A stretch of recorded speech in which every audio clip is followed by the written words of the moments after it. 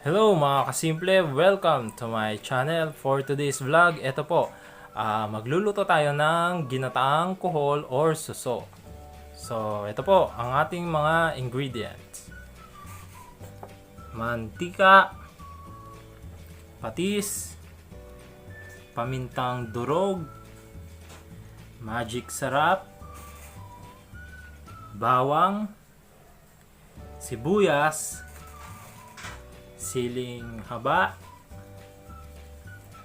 coconut milk or gata, sitaw at kalabasa, at syempre po ang main ingredients, suso or kuhol.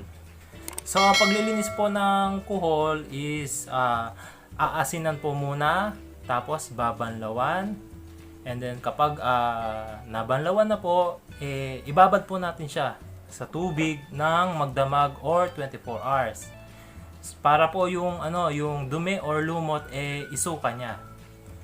So ito po ang ating mga ingredients at mag-start na po tayo magluto. So ayan po, at maglagay na tayo ng mantika. Ayan. At kapag mainit na po ang ating mantika, ilagay na rin po natin ang bawang. Ayan po. Maraming bawang. Ayan.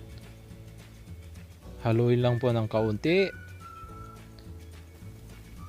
Ayan, at golden brown na po ang ating bawang. Ilagay na rin po natin ang ating sibuyas. So ayan po, at kung mapapansin po ninyo, medyo kulang ang ating mantika. So dadagdagan po natin to.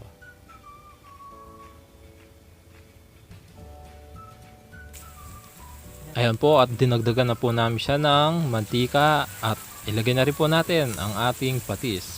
Konting patis po muna ang ating nilagay at maya maya po maglalagay ulit po tayo ng patis.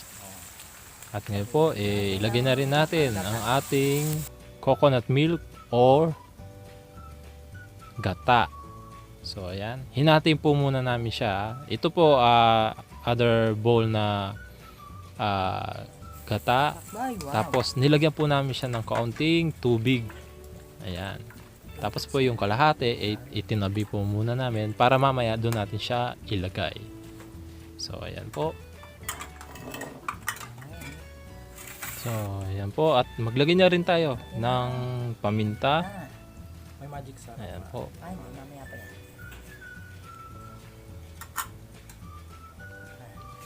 yan. Tapos po yan, haluin. At pagkatapos po natin itong mahalo ng mabuti, saka po natin takpan. Takpan po natin. Hayaan muna natin kumulo bago natin ilagay ang Ayan, kumukulo na po. So, ilagay na rin natin ang ating kalabasa. Ayan. Press down lang po.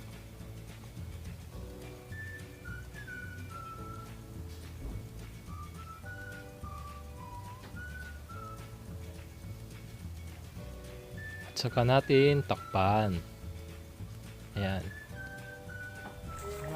Ayan, kumukulo na po at medyo luto na ang ating kalabasa. Isunod na nating ilagay ang ating sitaw. Ayan po.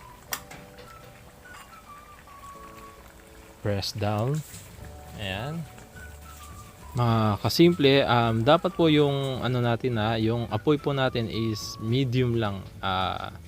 Medium fire lang po kasi baka kapag malakas po ang ating apoy masunog po yung bandang ilalim o bottom part ng ating ginataang kuhol. So yan, takpan po muna natin. Yan, voila! Luto na ang ating kalabasa at sitaw. So yung kalahating gata o coconut milk, ayan po, nilagay na po ni mama. tindahan tayo sa saluan kami. Ayan. Kailangan sa amin po. Ay, sarap. Actually, kahit walang kuhol or suso, pwede na to. Healthy.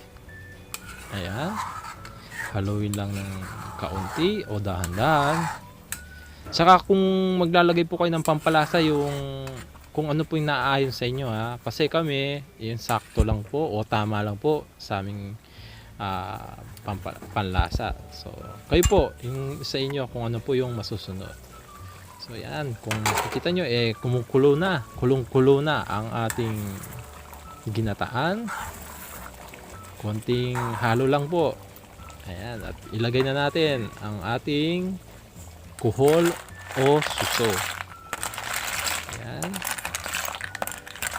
Tapos saluhan niya mo kanya na. Excited. Sarap. Ayan. So, haluin lang po ng dahan-dahan. Look at that. Ayan.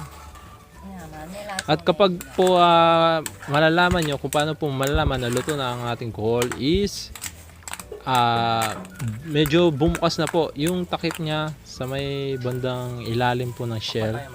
Parang ganun po. Or takman ninyo. Ayan. Malalaman naman po ninyo kung luto na ang ating suso. Ayan, at nilagay na po namin ang magic sarap at konting siling labuyo. Ayan. Salamat sa pinsang ko sa Siling Labuyo. Ayan. At ngayon medyo natuyo ang ating ginataan. So maglagay po tayo ng konting tubig. Ayan. So haluin. Ayan. Kita naman yan. Ay, mapapasabak na naman po nila sa kainan. Yan yung Ginataan.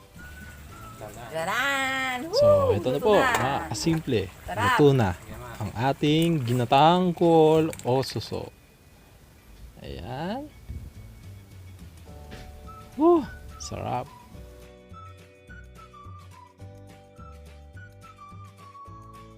Luto na po siya. Kain na tayo. Yun.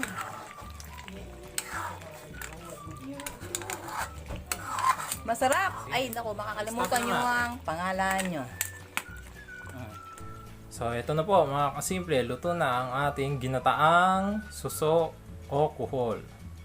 Sana po magustuhan ninyo. Please like and subscribe.